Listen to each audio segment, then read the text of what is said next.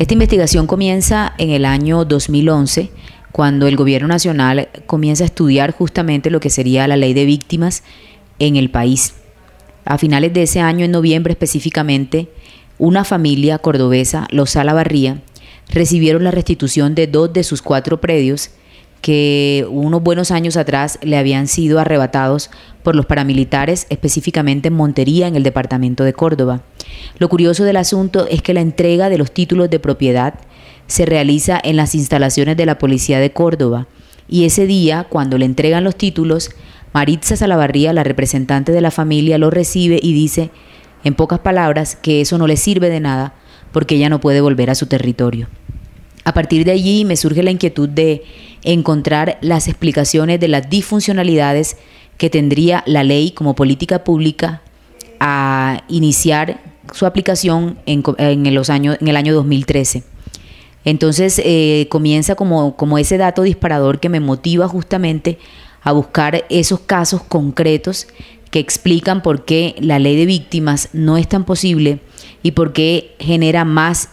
preocupación y más expectativa y mayores inquietudes entre las comunidades que de alguna forma soluciones. A partir del acercamiento que tuve con Maritza Salavarría, empezar a plantear mi hipótesis sobre cuáles eran esas disfuncionalidades de la ley. Y una vez identificadas 2 en concreto, 1, que todavía hay grupos criminales en las zonas que el gobierno intenta restituir, y 2, que el Estado colombiano entrega títulos que al final de cuentas poco o nada le sirven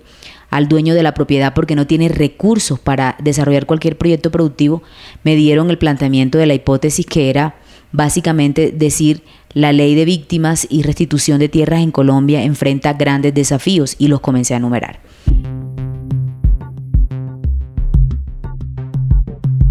El acercamiento a terreno que tuve concretamente para construir la ruta del despojo, yo diría que fue primero un trabajo de planeación hecho con mapas y con expertos geógrafos, más bien expertos en geografía, antropólogos y sociólogos. Soy muy dada como a prepararme mucho del lado de la academia para llenarme de argumentaciones más concretas a la hora de salir a reportear.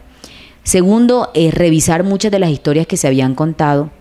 y como la idea era avanzar y no repetir, me ingenié una forma que acercara a las comunidades a mi trabajo, porque esa es otra enorme preocupación. ¿Cómo hago que la gente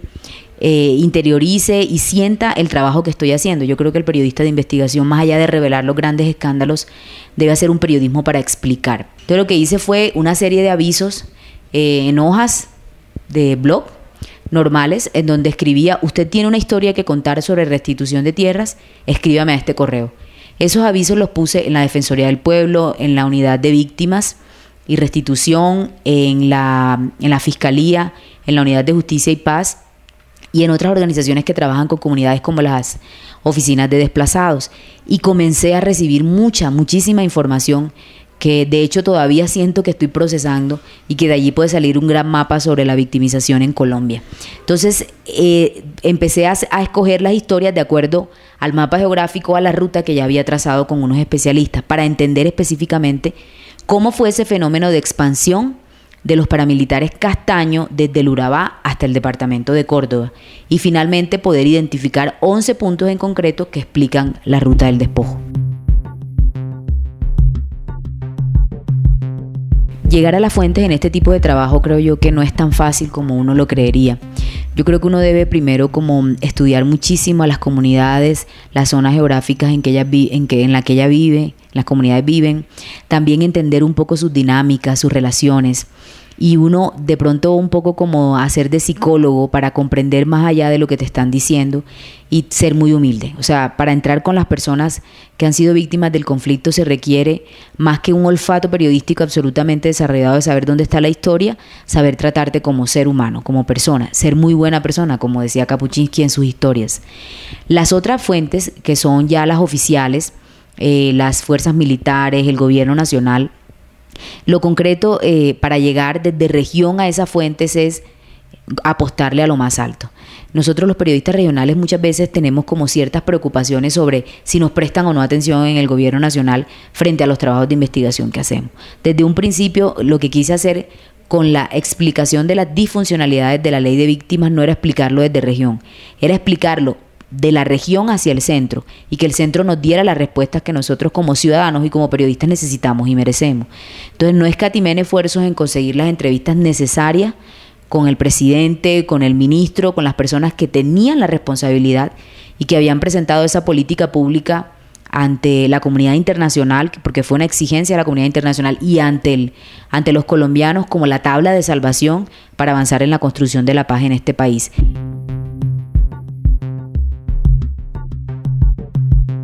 Mi intención, además de contar cómo era la ruta y seguir esa ruta, el objetivo también que tenía era relatar lo que encontraba en esa ruta, las historias de las víctimas y las historias del gobierno frente a ello. Yo creo mucho en que definitivamente el periodismo de investigación se basa en un porcentaje alto en los datos, pero ese porcentaje tan determinante no lo será más si la construcción narrativa que lo acompaña no es tan fuerte. Entonces creo mucho en ese del 50-50, pensar bien el formato para que finalmente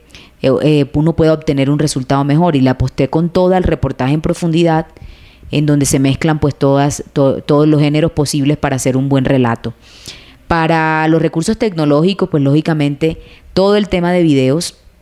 cada una de las entrevistas y de las personas que dan declaraciones está acompañada por un video en el sitio web, y también construimos luego de hacer un cruce de datos, arrojamos un mapa de reconstrucción de la ruta que te va mostrando en geografía los puntos y lógicamente dentro de cada punto la información, lo que hoy se conoce como visualización de datos.